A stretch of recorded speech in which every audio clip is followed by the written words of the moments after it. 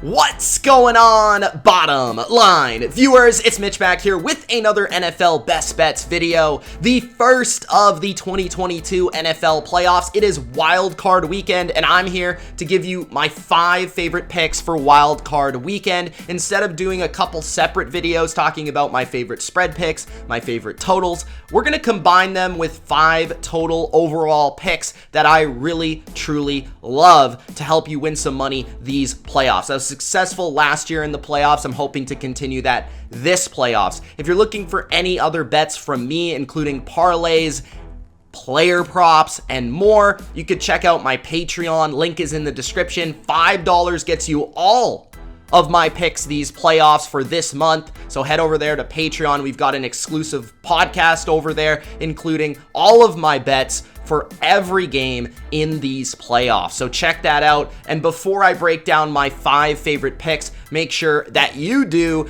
spike that like button. Don't forget to subscribe to the channel for more BLV Best Bets every single week here on the channel and much more NFL content. Also, get in that comments and let me know your favorite pick for Wild Card Weekend. What is your best bet this week? Let's get started with my favorite wild card bets with the Las Vegas Raiders plus 5.5 versus the Cincinnati Bengals. I view the Bengals as not much difference between Cincinnati and the Raiders. I think a lot of people are hyping up Joe Burrow, the Bengals, Jamar Chase. Yes, they're the flashier team. Yes, the media, they're a darling. I get it. And yes, Joe Burrow's awesome. There is absolutely no doubt. They have a lot of things going for them. But what are they? They're very young. They're very inexperienced. Joe Burrow's never witnessed or been participated in the playoffs. And I understand that the Raiders are the same way. But this is a team that I do think every single time this year, we've thought that they were ready, and they just haven't been ready. Almost every single time they have let us down in a favorite spot. When they are favored, they have let us down. And I think too many people are underestimating the Raiders. I don't see a 5.5 point spread here between these two teams. And this is a tough matchup for Cincinnati on top of that. On top of just the plain old skill level of the two teams being pretty even, closer than people think, I think this is tough for Cincinnati to get the victory. Yes, it's in Cincinnati. Yes, the Raiders are coming off of an emotional victory. A lot of people have been bringing this up. But what are the Raiders? The Raiders are battle tested, absolutely without a doubt. And what I love about the Raiders is they've been playing playoff football for the last few weeks. They have had to win to get in. They have had to win to survive. They have beat the Colts. They have beat the Chargers consecutively. Teams that we thought would be in the playoffs. Teams that we thought were better than Cincinnati. At least a majority of us. So what makes us say that the Raiders should be 5.5 point dogs here, even on the road? Derek Carr and this team has taken on the underdog mantra, and they have made the most of it. Derek Carr is a gamer.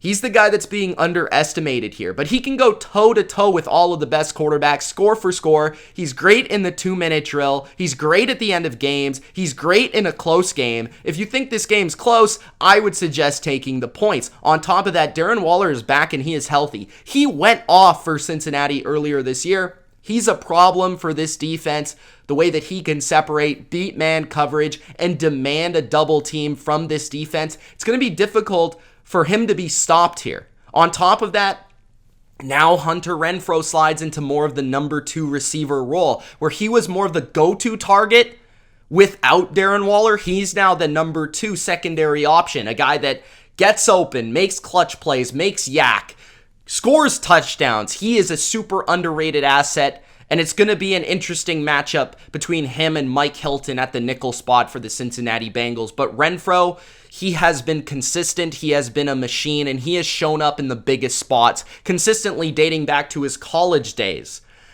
And I know Everyone's bringing up the stats of Joe Burrow in his college days. But what Joe Burrow did not have to face in his college days was a guy named Max Crosby and another man named Yannick Ngakoue.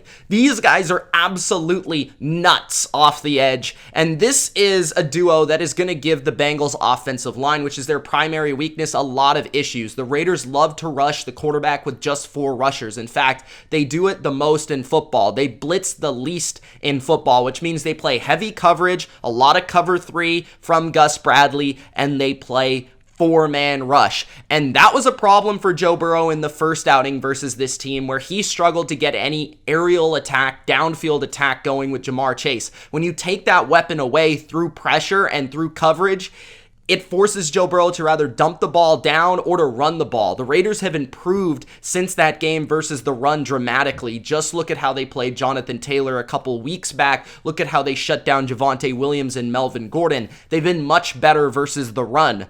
So this is a more complete defense. This is a better schooled, more chemistry-filled defense than they were back then. I think the way that they're playing within this Gus Bradley scheme has taken strides forward, and they're playing faster, and they're playing well, especially in those situations where they can take advantage of a pure mismatch on the edge that Crosby and Ngakoue face in this game. So Burrow could be seeing a lot of hits, a lot of hurries, and that could cause potential mistakes from the Bengals, or just in general, a lot of stops. So I do believe that the Raiders have the capacity and the defense to match up with the Bengals offensively, especially considering I thought Zach Taylor didn't really have a good handle of how to break down Bradley's defense the first time around, which makes me confident. On the other side, again, guys, Derek Carr is going to score. Derek Carr, this is his first time in the playoffs. Remember the first time he was able to take his team into the playoffs, he missed out on playing in the game. I think this is an emotional spot for the Raiders. It's a team that everybody is counting out. Nobody's giving a chance. And I love the underdog in this spot getting the points. So give me the Raiders plus the points to at least keep it real close, if not pull off the full-on upset. The Raiders plus 5.5. My second best bet for wildcard weekend is the New England Patriots plus 4.5 over the Buffalo Bills in Buffalo, the cold of Buffalo. And it's going to be real cold, which makes me pretty confident that the Patriots can keep this one competitive and close, if not pull off the feisty upset of the Buffalo Bills, who feel like a team that everybody is picking to beat Bill Belichick for the second time this year. And I understand that the Bills took it to the Patriots in the second time, in the second game in New England. But this time around, it is the Patriots' opportunity for the counterpunch. The Bills hit them with the jab. They hit them with the jab.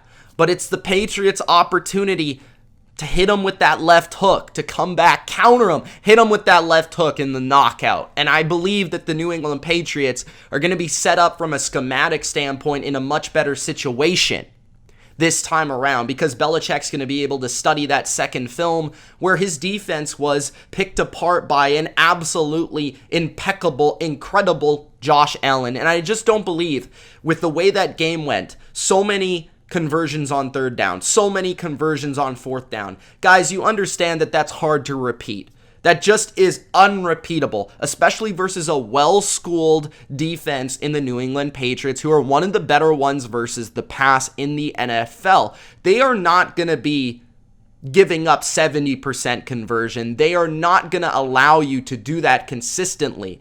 I know Josh Allen is special, but this is the third game in a rivalry, in a heated rivalry, in the bitter cold. Josh Allen has struggled in the bitter cold. This offense has struggled in the cold, even at home, because it's just difficult to score in the cold. It's difficult to throw the ball in the cold because the ball is so hard from Josh Allen's rocket arm that it's going to break the hands of Cole Beasley, Stephon Diggs, and company. There's going to be more drops than you would expect.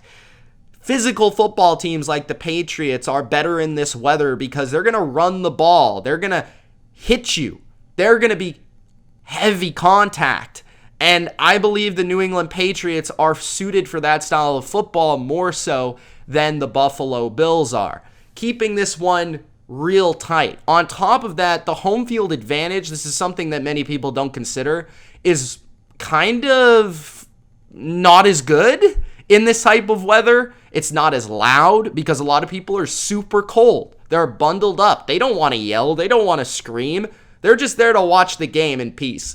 They're not really going to be all crazyville in Buffalo this time around. In fact, the tickets are actually pretty low for the game, I noticed. But regardless of that, I view this as a game where the New England Patriots can still run the ball on the Buffalo Bills. Many people forget that Nelson Agholor was not active for that game, that Kendrick Bourne was not even 50% of the snaps in that game because he hadn't practiced all week. So the Patriots in the second game didn't have all their tools, all their players. They didn't have Ramondre Stevenson to spell Damian Harris. So the Patriots offensively are at full strength. They'll be able to run the ball, but also open up the Bills a bit more in the passing game potentially than that second game because they had N'Keal Harry out there for a majority of the snaps, which the Bills basically treated as an extra tight end or an extra blocker. They didn't treat him as a receiving threat. You can't play that way versus Nelson Agholor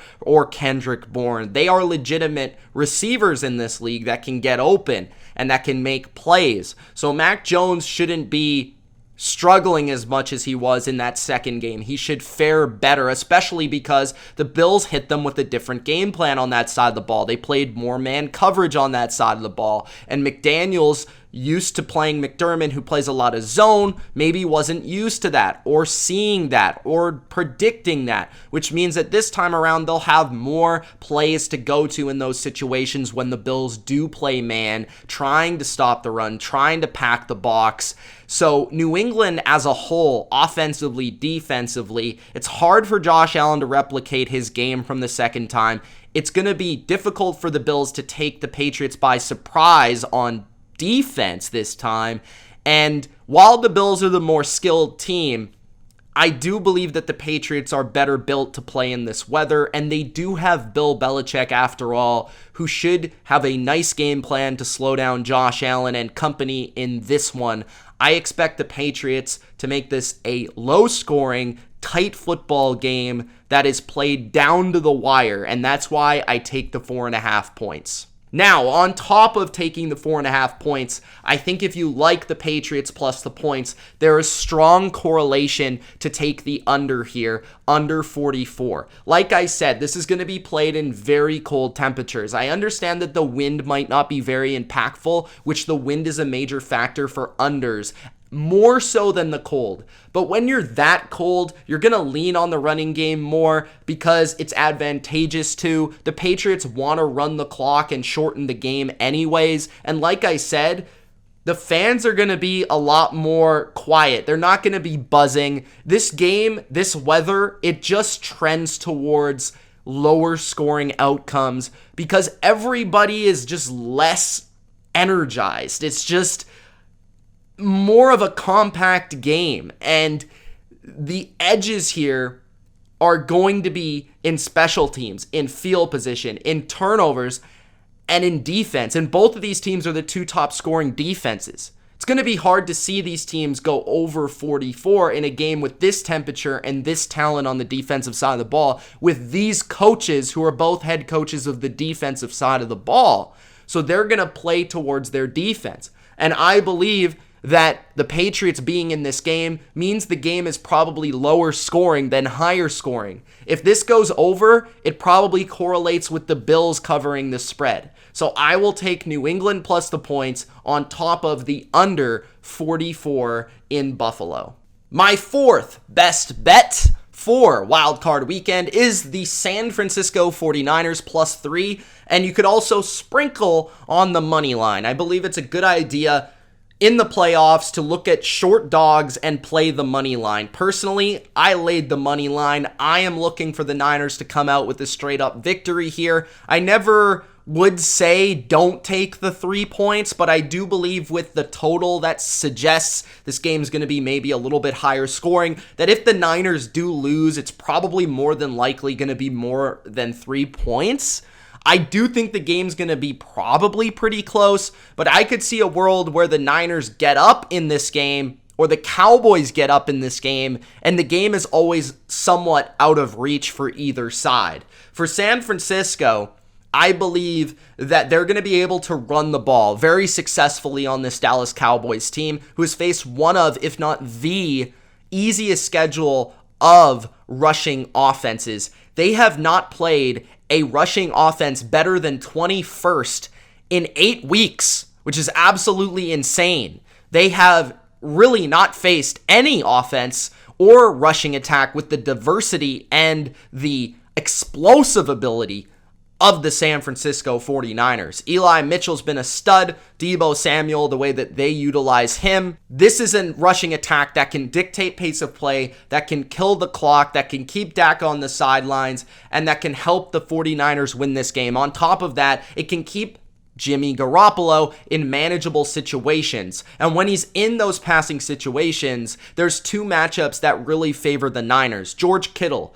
The Dallas Cowboys struggle against inline tight ends. That's primarily where George Kittle lines up. That is where Gronk lines up, those type of tight ends. The Cowboys have had better success versus move tight ends, guys like Darren Waller, sometimes Travis Kelce, but guys like George Kittle tend to have a lot of production versus this defense because they're not great at linebacker in coverage. They're not great at safety in coverage. They're not great over the middle of the field. They tend to give a lot of yards. On top of that, Jimmy Garoppolo is a guy that's going to be looking in the middle of the field. That's where the passing game of the Niners and Kyle Shanahan is centered. They love play action, but they love middle of the field concepts because that's what Jimmy's great at. He's very accurate over the middle of the field. And also, most of his turnovers come in the middle of the field. Whereas Trevon Diggs, he's on the outside. So worrying about turnovers is maybe something that isn't as accurate in this setting. On top of that, where does Deebo Samuel go? He goes in the slot, which is going to avoid the lone good cover guy of the Cowboys, in my opinion, which is Trevon Diggs. Their other corners are weaker. You can take advantage of them. Plus, it's cover 1 a lot of the time from Dan Quinn, a guy that Kyle's very familiar with because he coached under him in Atlanta. So he's going to know his secrets. He's going to know his tendencies. He's going to know how to attack his defense. So the Niners are a team that are going to score points in this game. Whether they run it, whether they throw it, I believe there's going to be a lot of success, especially with a healthy offensive line. Trent Williams back in the lineup at left tackle, locking down one of those potent pass rushers for the Cowboys. Don't sleep on this offense, and I think this defense for the Cowboys is a tad overrated. On the flip side, the Niners are one of the better run defenses in football, ranking number 2 in DVOA. The Dallas Cowboys have struggled when they aren't balanced. When they're balanced and they're able to attack you through the running game and the passing game, Dak Prescott and everybody has an absolute great game. They go off and they're unstoppable. When you take one of those assets away from them and you force them into situations where Dak's having to drop back under pressure, you see them become human. I think more than not, they're going to struggle to run. I think the Niners are going to slow down Zeke, slow down Pollard, and it's going to be on Dak to complete down the field throws, which he's not comfortable with making as much as those short kind of high completion percentage throws. He's a guy that loves the screens from Kellen Moore's offense. He's a guy that loves the quick slants and the little quick underneath yak plays to CD.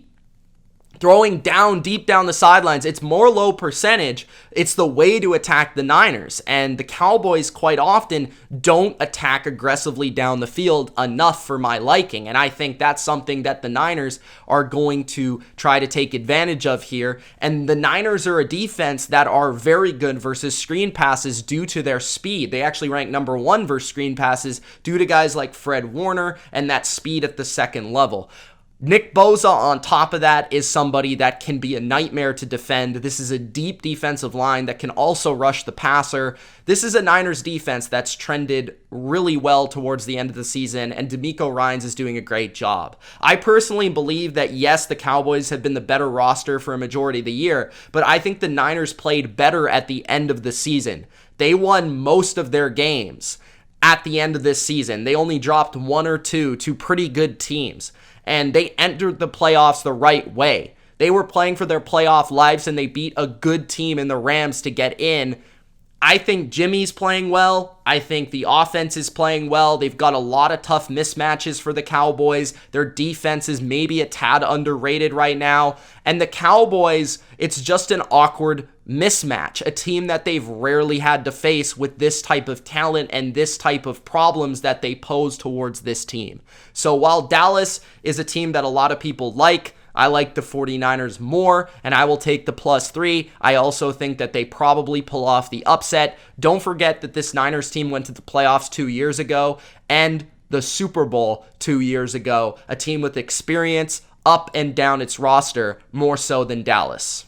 My final pick for Wild Card Weekend correlates with the San Francisco 49ers, and I do tend to like these in the playoffs. If I have a good feel for a game, I tend to look towards the spread and the total, and in this game, I believe, regardless of outcome really, it should be over 51. I believe at least one of these teams will get to the 30s, right? This is the Dallas Cowboys offense, who has been very potent this season, and I do believe Dak has it in him to, even if the run game isn't available, to put up 300 yards passing and maybe even have to storm back in this game to keep pace with the Niners, who might take an early lead due to their ball possession and their running game. If not, I could also see Kyle Shanahan figuring out something, adjusting to maybe the early lead from the Cowboys to having to pass to come back. But overall, I see a back and forth type of game. I see a lot of points in this game. I see a lot of tough mismatches in this game, specifically the Dallas wide receivers versus the Niners corners, and also George Kittle, Deebo Samuel, the run game of the Niners versus the Dallas defense. I think there's a lot that says this game should be very exciting. Obviously, it's in a perfect environment, and this is a game that is meant to be high scoring all the way around between Kellen Moore and Kyle Shanahan. Expect points in this game.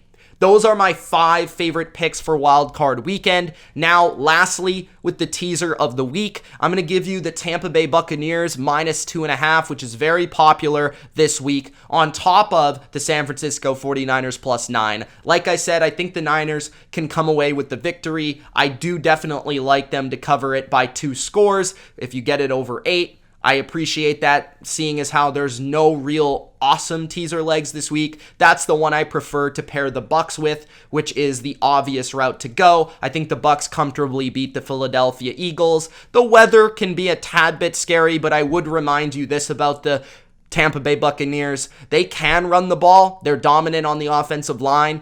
And Tom Brady is kind of used to the rain, having played with the Patriots, and Jalen Hurts is not, so don't forget that. I know a lot of people are saying that the rain or the storm in Tampa, if that does even happen in Florida, because Florida is kind of inconsistent with the weather predictions, that, okay, Jalen Hurts doesn't have experience in this weather. That could hurt them from passing the ball at all, and they might have to entirely run the ball, which is playing more into the Bucs' strength defensively. So I would take the Bucs -2.5 and the Niners +9 in my teaser of the week, and those are your best bets for Wild Card Weekend. Enjoy the weekend. Enjoy the games. It's Mitch. Thanks for watching. Peace.